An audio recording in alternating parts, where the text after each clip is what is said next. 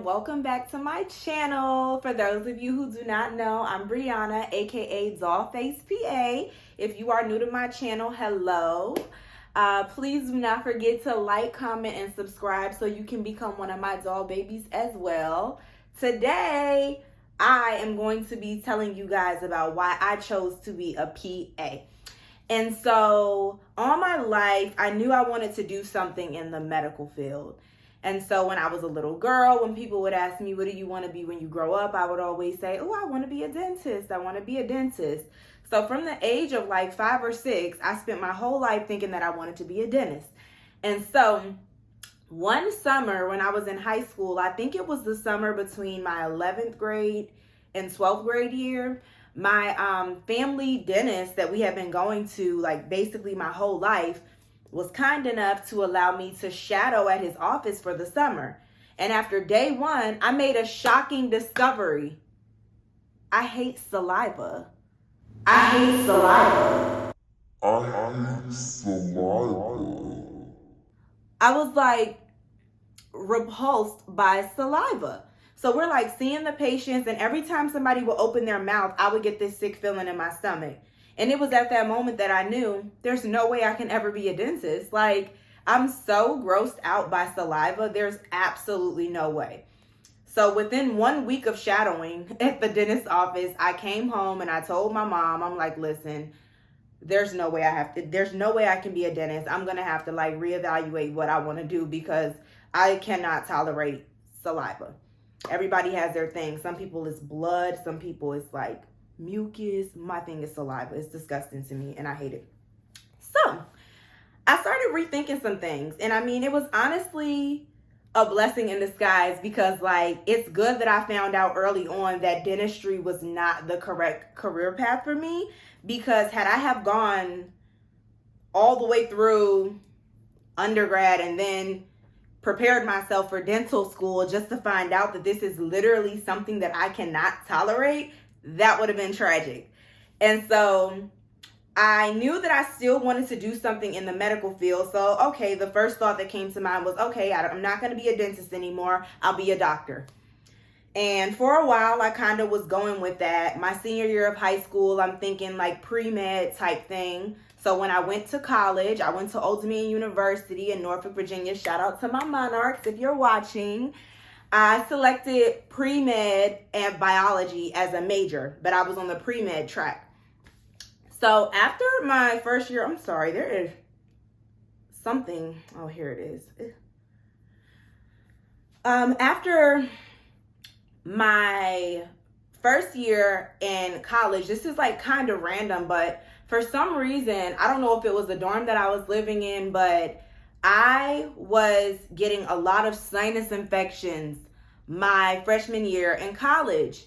So I was always going to the doctor, and I was going to my primary care doctor back in my hometown because my hometown was very close to where my college was. And I was noticing that every time I went to the doctor's office, I would never see my doctor. I would always see his PA.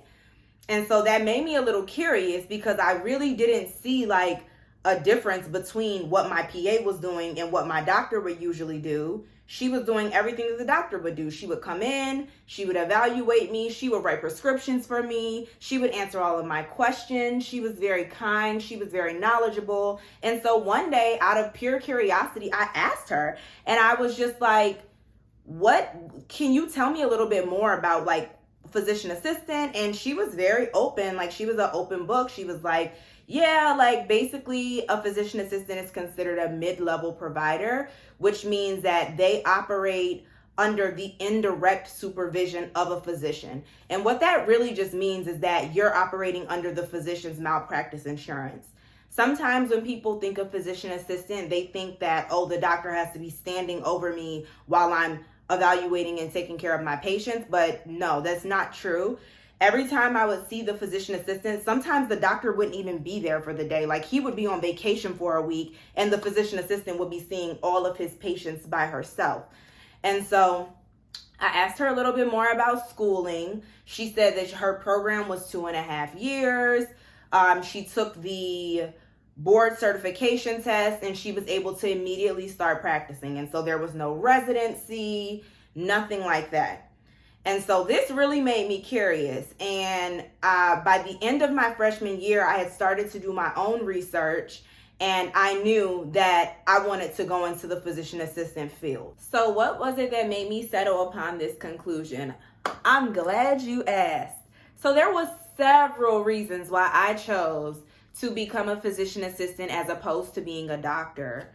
I have the utmost respect for doctors. Doctors are vital and they are essential to making the world go round. However, when I envisioned my life and when I envisioned what I wanted my life to look like over the next 10 years, and when I evaluated my short-term and long-term goals, the physician assistant track was just a better fit for me. Personally, I was not interested in doing another 4 years of medical school plus 2 to 4 years residency, depending upon what field I went in, nor was I interested in accumulating $500,000 plus in student loan debt that I would be signing up for by going to medical school to become a doctor. Furthermore, for those of you who don't know, there is a critical shortage of residency programs in the United States. And so matching into a residency can be very difficult and very, very stressful. And I always had a fear of, what if I complete my 4 years of medical school and I don't match? That would just be devastating for me, and I just would not even know what to do. And so the fact that PA school was only 2.5 years, literally a fraction of the debt, and by a fraction, I mean like maybe a fifth of what medical school would cost, and there was no residency, was very appealing to me. It would still allow me to have that patient experience, taking care of patients, still being very immersed in the medical field without having all of the nuances that come with having to go to medical school. So it was a better fit for me, just in terms of timeline, in terms of cost, in terms of practicality. It was better for me. Also, one of the most attractive aspects of the physician assistant field to me is the fact that since the program, the physician assistant program, is so all-encompassing, you get training in literally every subspecialty. So after you take the pants, you can go work wherever you want without doing a residency. So when I finished PA school, I could have gone and been a pediatric physician assistant. I could have been a OBGYN physician assistant. I could have been a surgery physician assistant. I could have been a ear, nose, and throat physician assistant. I could have been a internal medicine hospitalist physician assistant, which is what I am. And so I love the fact that there's so much flexibility in the profession, and it does not require you to take another board certification. I could literally stop being a hospitalist physician assistant today and go work in OBGYN next week. And I wouldn't even have to take another board exam. You do not have that flexibility as a doctor. Once you match into your residency and you train in your residency program, you are a surgeon, period. You are an OBGYN. You're a gynecologist. You are a pediatrician. And it's kind of like whatever you match into as a doctor is what you are. And so I felt like, for me, the physician assistant profession kind of offered like this endless array of possibilities of where I could end up. And I think it's still so exciting that I'm so new in my career. And I'm very thankful to have started out in internal medicine, which is very, very broad because I see everything. I feel like from here, if I ever choose to go elsewhere, I can kind of do anything. And this is a field that allows me to do that. So that is why I chose to become a physician assistant over becoming a doctor. I feel that the physician assistant profession is equally rewarding professionally and personally. It's an amazing career field. As I'm sure many of you know, it's a very, what am I trying to say? It's not position. Physician assistants are in high demand right now. And the salary is wonderful, as I'm sure you know. Obviously, you don't make as much as a doctor would make, but you make a lot of money. And depending on what field you go in, you can make even more money. I mean, the more specialized you become, the more money you make. But yeah, the salary is really, really nice, and you will always have a job. The hospital will never close. And I feel like that was one thing that made me feel super blessed in this pandemic. Seeing so many people being laid off and losing their jobs and just facing so much devastation during this pandemic.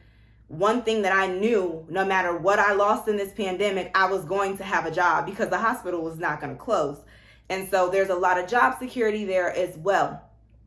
So next question, how did I prepare for PA school? So after my freshman year of college, once I determined that this was really what I wanted to do, I was already a biology major. So the prerequisites for the program that I wanted to do were already laid out for me in my major already. And so I didn't have to take any additional classes in order to apply for PA school once I finally finished undergrad. And that was a really good thing about knowing early that I wanted to go to PA school. I looked into the schools that I was interested in. I think I applied to 4 schools, maybe 5. I don't even remember. No, I applied to 4 schools. I applied to EVMS, Eastern Virginia Medical School, which was my number 1 pick. I really wanted to go there because they are rated one of the top 20 physician assistant programs in the nation. It's in Norfolk, Virginia, so it's close to home. It's attached to Centera General, which is a level 1 trauma center. I really wanted to go there, but I applied to another school somewhere in Virginia, and I applied to 2 schools in Philadelphia just to keep my options open. I did get accepted at Eastern Virginia Medical School, which was a blessing. The school is amazing.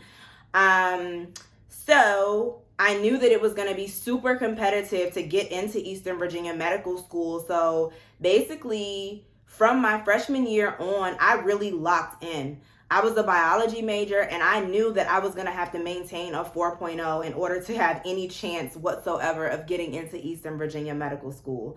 Because I want to say, how does it go? 2,500 people apply for EVMS PA program. 200 of that 2,500 get selected for interview, and only 60 get selected for the program. So 2,500 people apply and only 60 get selected. So I knew if I was going to have a chance at all, I had to be cream of the crop. So I was very, very focused in undergrad. I had a 4.0 every semester, and it was very difficult, obviously. And I sacrificed a lot. I missed out on a lot of fun. There were a lot of parties and other college things that I didn't do because I was so focused on my schoolwork. I still had a great college experience. I did party. I did do fun things, but maybe not in the same capacity that I would have done them had I have not been as focused on school. But it all paid off because I ended up graduating with a cumulative 3.98 because I had gotten an A- in one of my organic chemistry labs. But that was good enough to get me an interview. I had really good recommendations. I had strong recommendations from some of my professors, as well as my CNA teacher. Let me talk about that. So the requirements for my PA program at the time did not require the GRE. And that's just like the general exam that a lot of master's programs require. Physician assistant is a master's degree. And that was also very attractive to me because I hate standardized tests, and I did not want to do a physician assistant program that required me to take a GRE. And my program did not require that. And so their requirements for getting into the program was a GPA. I don't remember exactly what the minimum GPA was at the time. I think it was maybe like a 3.7, 3.8. So I had that box checked because my cumulative GPA was a 3.98. You had to have at least 2,000 hours. You had to have at least 2,000 hours of direct patient care. So this was another thing. This was another reason why the foresight of knowing I wanted to go to PA school really helped me out. Because once I started looking at the admission criteria for Eastern Virginia Medical School, I knew I didn't have any direct patient care hours. And so I started looking into what do they deem acceptable and what do they consider direct patient care hours. And one of the things that I saw was certified nurse aide, a CNA. And so my junior year of college, this was actually kind of insane now that I think back on it. My junior year of college, I went and got certified to be a CNA. And that probably sounds like no big deal, but like I was taking organic chemistry. I was taking some really, really like heavy hitter classes at ODU. And like at the end of my school day, I would drive to Newport News and like do night classes to get certified as a CNA. And I did like this expedited version of the class because I needed to get certified quick. So I was literally in school around the clock. If I wasn't at ODU during the day, like working on my degree, I was in Newport News working on my CNA. And I think I got my CNA maybe in like 3 or 4 months. I took the boards. I passed it. I mean, honestly, it was very easy to me. I don't know if that was just because I was a biology major. I don't really know, but it was like very, very easy to me. So I passed my CNA boards and I was immediately certified as a CNA. I immediately went and started looking for jobs. I started working for this home health aid agency, and it was really hard to work while I was in school, but the timing worked out to where I got certified right at the end of the semester, at the end of the spring semester. So summer was getting ready to start. So I had at least like 3.5 months where I wasn't going to be in school at all, and I just worked. So I ended up actually getting a second job as a CNA. So I was working 2 CNA jobs over the summer, and I got those 2,000 direct patient care hours very quickly because I was going into people's homes. I was caring for people's loved ones. I was very hands-on with patients. And so before I even started my senior year of college, I had the GPA. I now had the 2,000 patient care hours, which I still continued to accumulate because I would still work here and there when I could. Once my senior year started, I wasn't working as much as I was working during the summer, but I was still working here and there. So I ended up having like 3,000 or 4,000 patient care hours, which I knew would make me a more attractive candidate for being selected for the program. So the last thing they wanted was really strong recommendations. So I was able to get recommendations from my CNA teacher, like I said, and some of my professors from ODU. So I had all 3 things needed to at least get my foot in the door for an interview. So I applied. I graduated from Old Dominion University May 2015, and I think my PA school application was due like in March. And so by the time I graduated, I had already submitted my application for PA school, and I was just waiting to hear back. Once I graduated, I got a job at the bank. And I will never forget the day I was at the bank and I got the email on my phone saying we would like to invite you for interview from Eastern Virginia Medical School. I cried. I was so happy because I knew if I could get an interview, I could get in the program. I felt that with everything in me. And so I felt like this was my chance. This was my opportunity. This was in June, but my interview was scheduled for July. And so I had an interview, and the way the interview process worked was it was 3 interviews in one day. So the first interview was a one-on-one interview with you and one of the professors. The second interview was another one-on-one interview with you and another one of the professors. And then the third interview was a group panel interview. And that's the one where like that's your time to shine because you're in a group and you want to stand out.